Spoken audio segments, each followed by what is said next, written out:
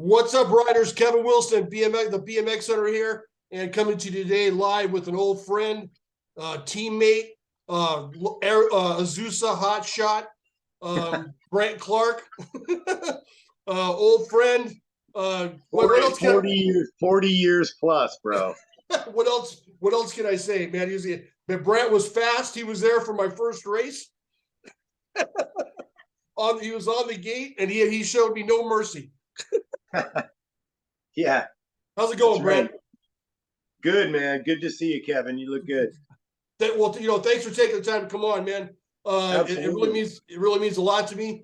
And I was watching Mike Miranda's podcast the other day, and he had a bunch of guys on, like Dave Clean and Mike King, and they were talking about the old times when they were used to race and all the hijinks they got up to. And I thought, you know what, that's pretty cool. I want to do the same thing. So it's good to have you on so we could talk about the old school back in South Pass, main bikes, and that type of thing. Yeah, speaking of Mike King, what a legendary name, dude. I was fortunate enough to do a Keds BMX commercial for their shoes with my brother. Yeah. I remember you guys talking about it at school, and I was so jealous. I'm like, man, I want to race. Yeah. Yeah, there was Eddie King, Harry Larry, and who was it? I think his last name was like Davidson, but it was a younger guy, younger than me. He was a bit younger. Nice, and then and then there was me, my brother, and man, I wish I could remember this guy's name right now. But this is back when we originally first started racing BMX, and our original sponsor was Track and Travel in Pasadena. You remember that motorcycle shop? Yeah. That's where my dad used to go because he used to work next door running the Carcoa auto paint place. So him and Hal Sanguinetti from Track and Travel. Yeah, that was our first sponsor, and he actually I don't know how talked to my mom, and somehow that opportunity arose. And it was an odd thing. They actually because where they were filming this commercial was actually where our father passed away at Indian Dunes, and that's where they were filming the commercial. And so they were like, whoa, this is are you sure you guys want to do it? And you know how it went. Yeah, I remember, we did the commercial. I remember when that happened. We were in junior high. Yeah, crazy stuff, man. So our paths crossed many different times in our lives. We went to school together, and we partied a little bit after we got out of high school, right? Oh, absolutely. Are you kidding me? Just a little bit. I remember we broke down in Hollywood. Let's pause right now to thank our additional sponsors. Yeah, Pabst. There you go, man. Pabst Blue Ribbon, tall boy. Nice. So salute, my friend.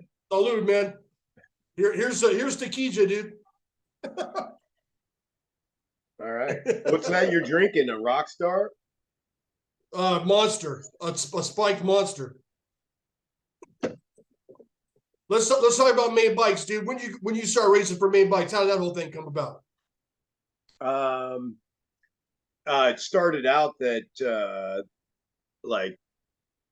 the original BMX store that was across the street in South Pass on, I believe it was Mission, was across the street from Cappy's Liquor.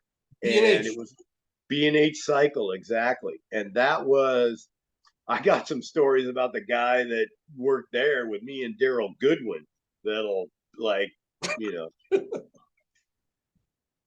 never seen anybody jump a cruiser like Daryl Goodwin, man. Do what? I never seen anybody jump a cruiser like Daryl Goodwin. You mean Daryl Young? Daryl Goodwin. Oh, at Garfield? Dude, he was doing 6 trash cans standing up with a 26-inch balloon tire cruiser with swept back bars, dude. That dude could jump. Yeah. Anyways, so so B&H, I'm sorry, go ahead. You were at B&H. Oh, well, I wasn't. I mean, like at the time, B&H was the when you were a kid, Yeah. and back then you were out of the house all day. You weren't inside playing video games and soaking up the AC, and eating all the food up in the kitchen, all the pig's feet, all the chitlins. So, yeah, like as soon as the sun came up, we were like you, Brian, me, my brother. We were out of the house on our bikes, riding around the whole neighborhood, every hill, trail. We knew every street that had all the good, Yeah. sidewalk jumps, if you would. Yeah. But 13 years old was when I first started racing, and Monrovian, right? yes, and that was for track and travel, and that was number 1066. And when I first signed up with the ABA, and they give you a number, right? Yeah. And then like every week after that, we got the ABA paper, and we're like, "What's our number now? What's our number? How many points do we get this week?" I think I was like 8,891 or something, and Brian was 8,892. Wow. It was crazy stuff, man. Cal 5 was a big district. Yeah, it wouldn't surprise me like when you and I got into BMX uh, uh at our age, like it really, and I realize this now that I didn't realize at the time, like it really was just starting and developing, like 2 3 years before we were actually doing it ourselves. You know what Yeah. I mean? Which is such a great uh like experience to be able to talk to you about, like growing up in the same era, in the same neighborhood, and knowing how BMX like affected our neighborhood. Like the parks got overrun by BMX dudes taking all of the contours that were like golf course stuff for people to lounge around and just launching off of it. Any giant route was, the next lip of a jump, you Yeah. know. I tell stories to my kids around the Christmas table about jumping picnic tables and trash cans at Garfield Park, and they're like, yeah, whatever. I go, but you don't realize is we were jumping to flat. We weren't jumping onto a landing jump. We were jumping to flat over picnic tables. So Yeah. yeah, that was good times. I remember we used to be at the park all day long, and then the cops used to show up, and we used to raid the place, and we used to run from the cops. Yeah. Yeah. Hide in the bathroom, hold your nose, hold your bike up, stand on the toilet. They couldn't. We used to the big joke is we used to start at McDonald's and run all the way down Hope to get enough speed to clear the tables. Yeah. We start at McDonald's, man. Yeah, I got my first like major injury at Garfield Park. What Yeah. happened? I was racing Richard Oliver, right? My Yeah. brother's buddy. So The it's a Wheelie King guy. of South Pass. What's that? The Wheelie King of South Pass.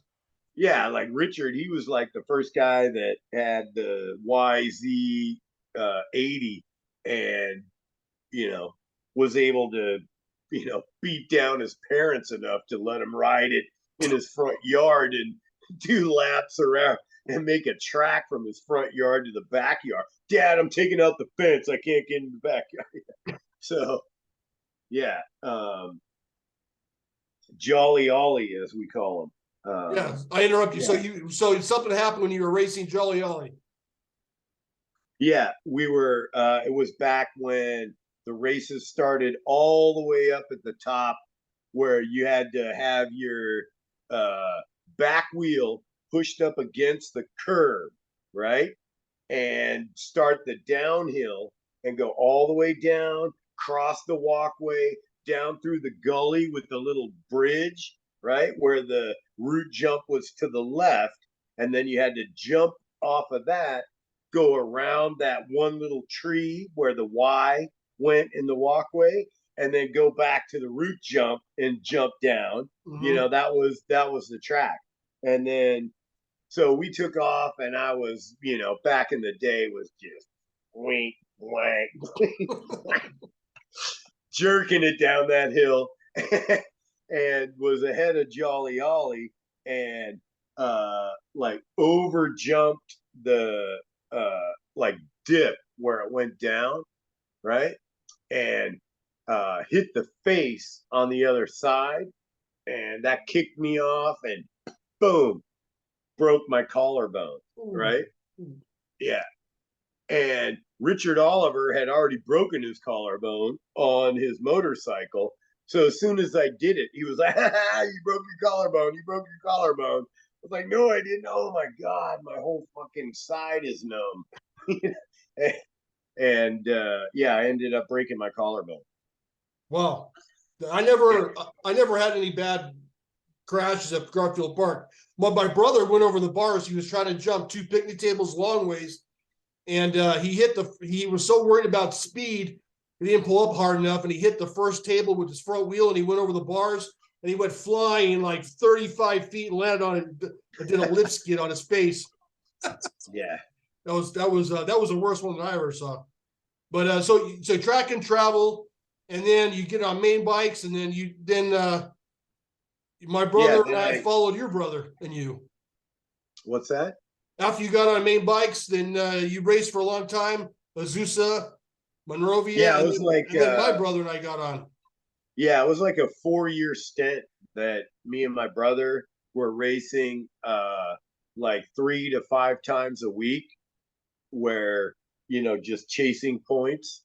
And you know, it was a good thing, man. It's a good thing for kids, man. It gets you around like quality people that have good ethics, and same as motocross, which is, you know, where we started, but, you know, got out of and got into BMX after our dad passed away.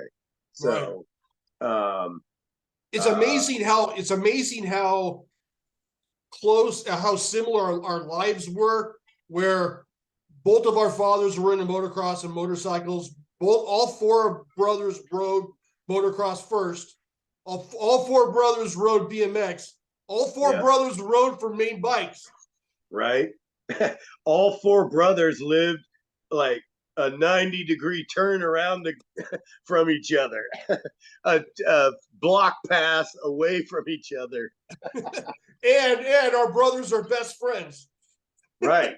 Like, dude, my brother is closer, and this is a literal statement. My brother's closer to your brother than I am with him. You know that to be true. I know that, dude. And you know what? It's a funny joke with our family that Corey wants to be Brian's brother more than I want to be Brian's brother. Right.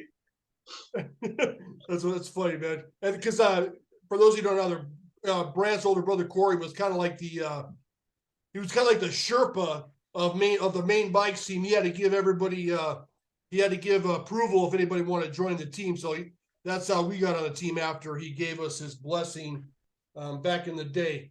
But did you ever see those videos I found of your brother online? No, I did a search for Pipeline BMX racing, and I found 2 videos of him.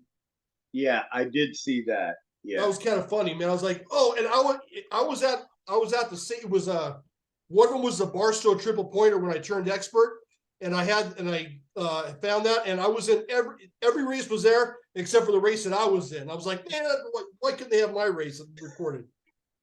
Right.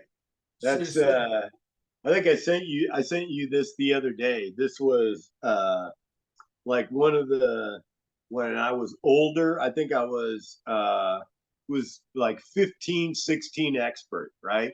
I was like in my prime of BMX, if you will, of whatever my prime was. You know, obviously not legendary, just, you know, did good at local tracks. So um, anyway, you remember Mike Chapman? He used to race for a trucking company called Lightning Express. No. Okay. So we were in either the same class or he was a year older. Like he was 16 and I was 15.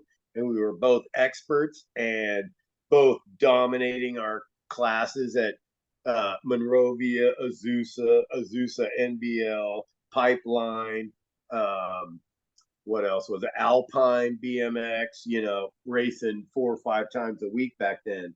So it was a trip that I took with Mike Chapman and his dad in a camper, and we drove to Chandler, Arizona for the national there. And Mecca, that, right? That's Mecca.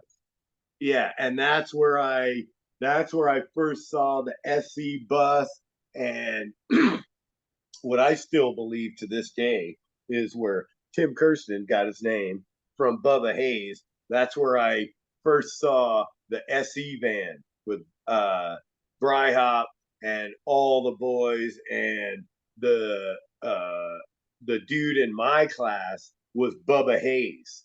That was the legend of the SE dudes in my class at that time. Did you end up racing him? Uh, I think I did, but if I ever did, I always lost to him. But I may have been in the same race and still qualified out. That's why I sent you that video, because it's like back then, bro, it was like we got 360 motos.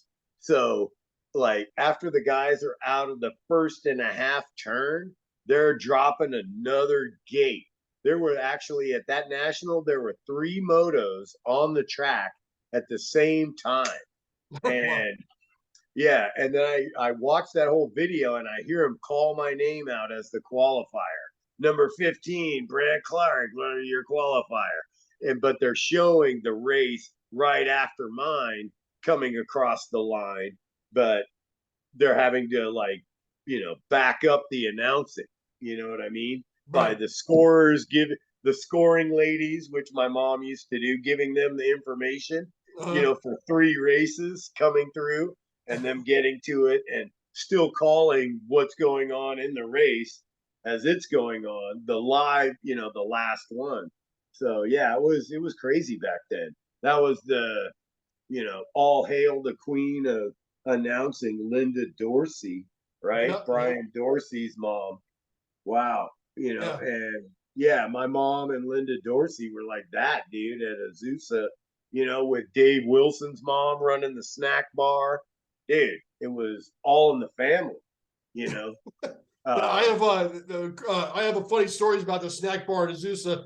When I had my reach, do you remember reach?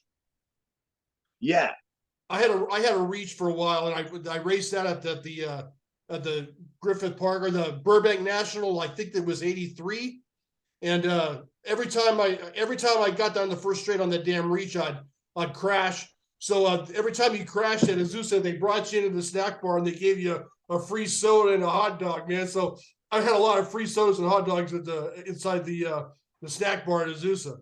yeah. Are you kidding me, man? Those are the greatest people. And like even the Elks Lodge people that were right there, because the track, or actually Azusa, not just Monrovia, but Yeah, Azusa yeah. was where Dave's mom was running the snack bar. The Elks Lodge people there, yeah, just To great this day, people. I'll never forget the wind blowing in down the canyon, blowing the smell of Happy Jack's fish farm, and you're sitting on the gate, and you're just a little chilly. It's blowing through your main bike's jersey, and you smell the catfish, and it's like, okay, riders, set them up, man. I'll never forget that smell and that feeling of being on the gate, man, in Azusa, man. That was the greatest. Yeah, that's the core uh the core element uh about racing.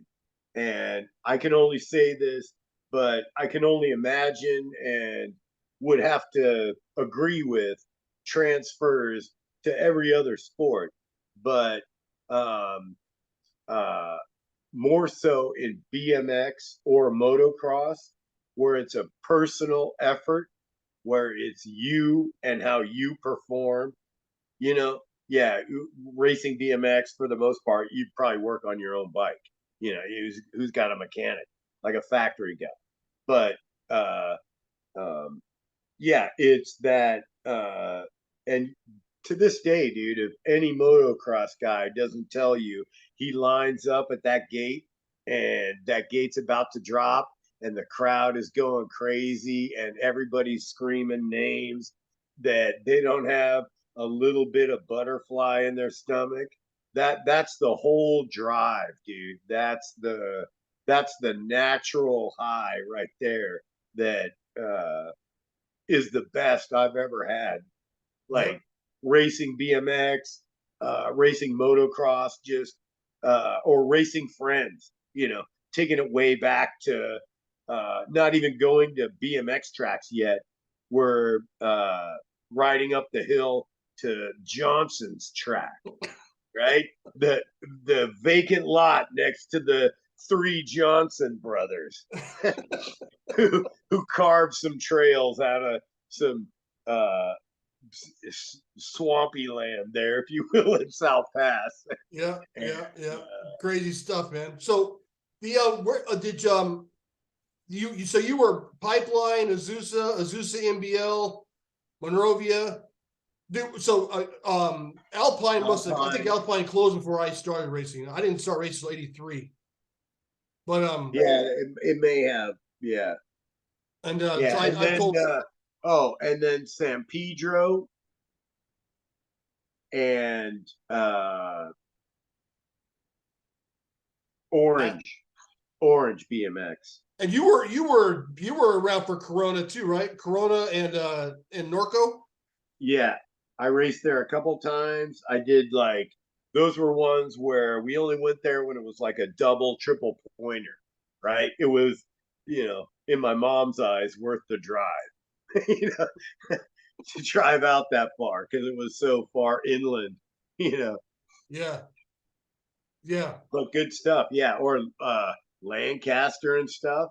Oh yeah, I remember. Yeah, there was a lot of tracks we did once or twice, and um, yeah, that's key. Like knowing the track, I always did better on my home tracks that I raced, you yeah. know, day in and day out. I Um, remember. Do you remember? Were you there the day that your brother beat Sean Texas and Rob Fate? You remember this? Have you heard this story before? no, tell it. I guess after your brother turned pro, his claim to fame was it was like a triple pointer in Azusa, and Rob Fade and Sean Texas happened to show up, and so because he rarely had a pro class, so this one weekend they showed up and he raced him and he beat him one moto, and that was his big claim to fame. Yeah, no, I was wondering if you ever heard that story before. it's true. And so the one time there was no 16 expert, there was no 14 expert class.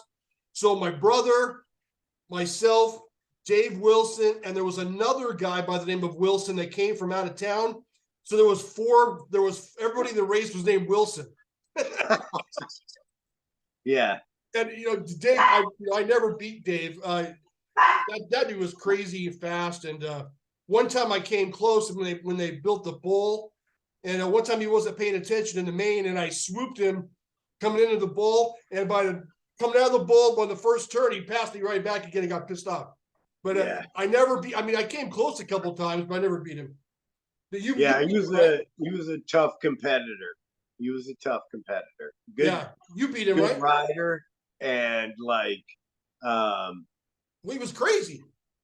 like a rider that could adapt to shitty conditions or parts, as Yeah, we've talked about.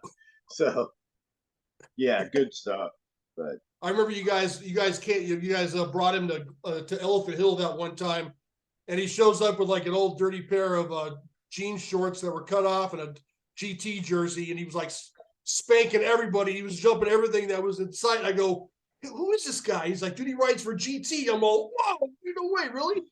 I thought that was kind of funny. Like, we all showed up to the track in like our nice, clean red, white, and blue leathers and jersey, and he show up with a pair of jeans and a long sleeve T-shirt and just kick everybody's ass. Yeah, that's what I mean. It was like he wasn't worried about looking factory. He just went out there. He just went out there and did it. He wasn't worried about, oh, I don't have the latest bullseye hubs and the croupy pedals, back in the day.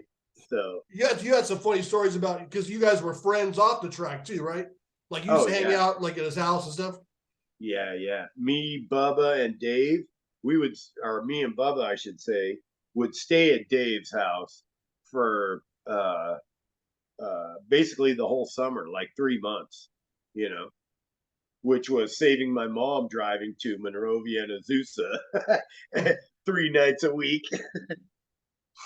But I remember when before we started racing, we used to beg my dad, "Can we please go racing?"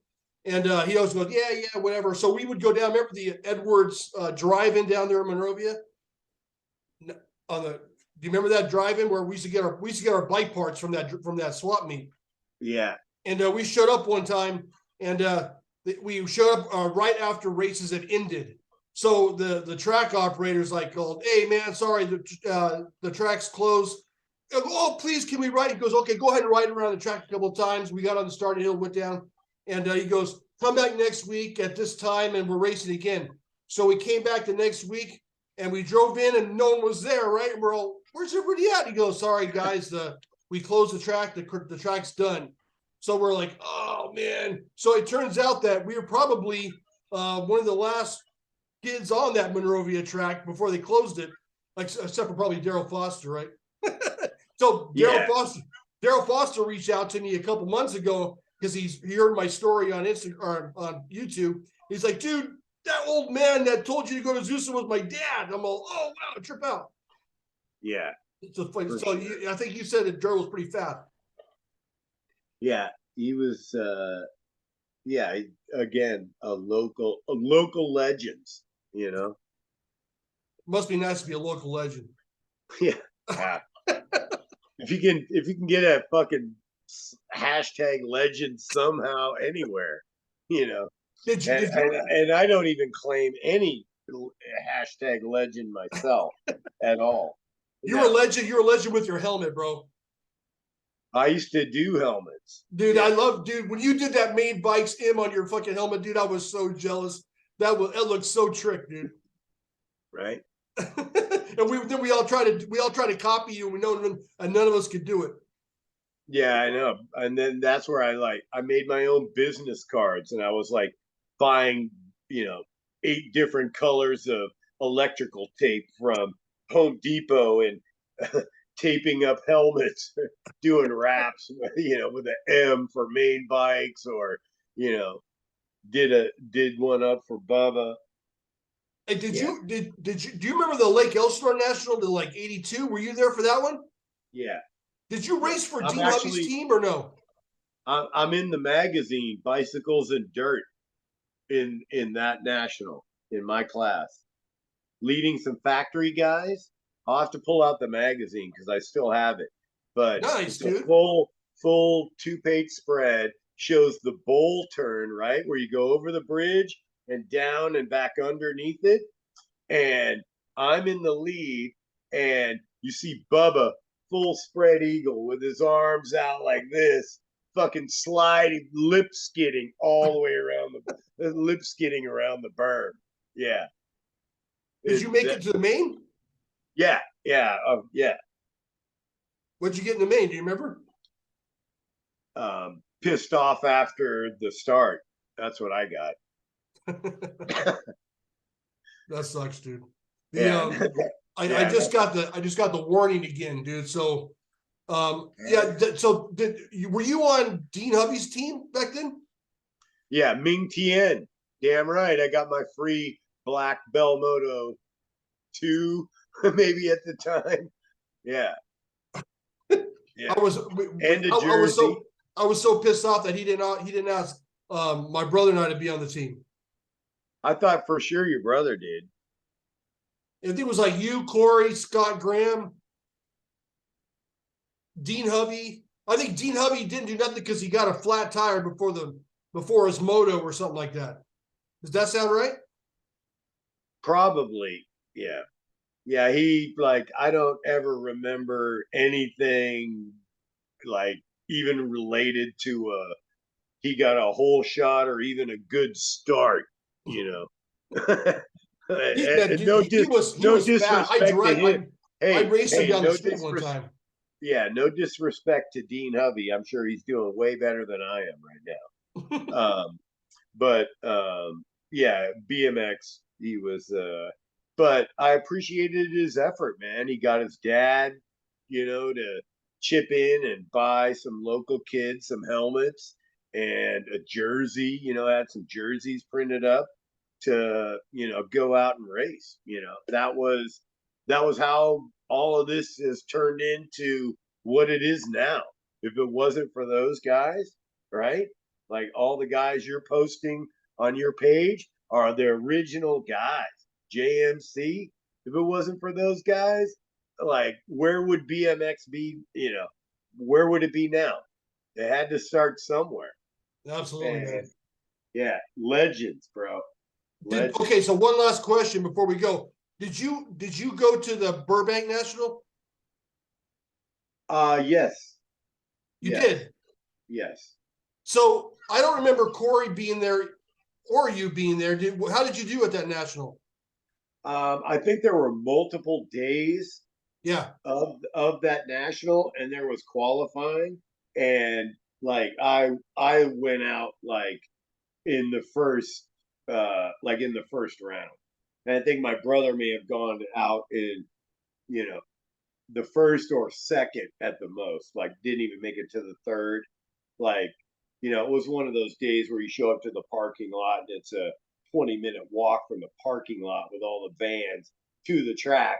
And by the time you get there and the 400 motos, you get your shot. You never even had practice. It's like a complete new track, you know, and way steeper man made starts like what at those races. Yeah. You know what I mean? Yeah. Where like Monrovia, Azusa, it wasn't like that gnarly of a drop to give you that first initial easy pedal, Now, which they do now, they give you that big drop. Before we were a little more flat, where it was like, all right, who's got the better push out of the gate, right? To get out of the gate and go, not just everybody's falling down a cliff to get started with Yeah. momentum. So it was a bit different, but That was the only national that Brian and I went to. no, you went to the Griffith Park, Burbank, right? yeah, that's where you got your shit locked up. Well, I Yeah. locked the other guy's bike up. Well, And then I saw that dude at Azusa like a month later, dude, he almost kicked my ass. yeah. I felt so bad, dude. Oh, I will. I'll trying to vouch race for my that. brother's. Huh? I'm saying I'll vouch for that old story that is in one of your previous videos. That's 100% true. Oh, man, I had to race my brother's PK Ripper, and it was all set up like for a 14-year-old, not a 16-year-old. But it was pretty crazy, man. So anyways, you got anything? You got any other good stories of racing anybody big back in the day? I do, but That you could tell? I mean, like what kind of story are you looking at? Like I raced, like what kind of big is I guess big? my whole thing was where when I was racing, we were there twice, 3 times a week too. But I don't ever remember racing anybody of any significance other than Dave Wilson and your brother. Okay. I never lined up with Bubba Hayes and those other guys. Like my brother got to line up with Matt Hayden a couple times or often, a couple of different factory dudes, but I don't ever remember actually lining up with any factory guys. Yeah. Oh well, that's Mike Attardi, but it was my first race and I was a beginner. But other than that, I don't really remember. Did you line up? You lined up with some pretty fast guys. Yeah, I mean, Guittardi, he was Cook Brothers. Couple times I raced Tracy Thomas, who was on RRS. Who was it? I remember. I think because of an incident beating D.D. Leone while he was racing for Race Incorporated at one time. Not consistent, you know what I'm saying, but what about famous dudes that were on main bikes? It was Gary Hazelhorse was one, right? No, he was on Vans. Hazelhorse told me that he was on main bikes. Maybe way back, but we went to Elephant Hill with him, and maybe that's why he did that with us, with like back in the day, because he was friends with Dorsey, and so like me, my brother, we and Bubba, we'd ride all the way out to Whittier, on our bikes, look on who had Google Maps back then. It was Travel Guide, motherfucker. You had to flip the page, follow the map right down the streets on the Thomas Guide, and ride to your friend's house. Was Jeff Schofield ever on main bikes? I heard a rumor about that back in the day. No, as he was younger, younger than he was always GT. Yeah, he was always GT, just like Mark Kotze. Got it. So you were on with Peter Yee, right? I did. Yeah, he was like the only Korean BMXer I ever met in my life. Right. And Ruben Fuki, was he on the team, or he was just a hanger on? Yeah, maybe I don't remember if he was on main bikes. I don't remember him ever doing anything. Maybe he did some shit on the side for Keisha. That's why he was on the team. But that kid, he wasn't very fast, but he sure had a good bike. Yeah. And that, like, back in the day, bro, when you're like, that's your youth, right? Not only like if you weren't into BMX, it was like, what kind of clothes am I wearing? Am I fashionable? Do I have an Izod Lacoste pink polo shirt with but yeah, and we used to go racing every night, come home, tear our bikes down every night, take everything apart, re-grease everything, put it back together, just like any factory mechanic would do, like leave no spoke unchecked. Dude, my mom used to get so pissed off at us. We took our bikes apart and we dropped the bearings on the carpeting, so there were bearing circles all over the carpeting, all over the house. Yes, dude. What 80s half shag carpet doesn't have BMX fucking bearing grease on the ground from a racer's house? Right? Hey, so I got 1 minute left on this. You want to keep going? You want me to call you back on another one? Yeah, go for it, bro. Let's get as much info as we can. So I'm gonna wrap this one up, and we're gonna call you right back on another call, bro. Perfect. All right. I'll get back with you. Late.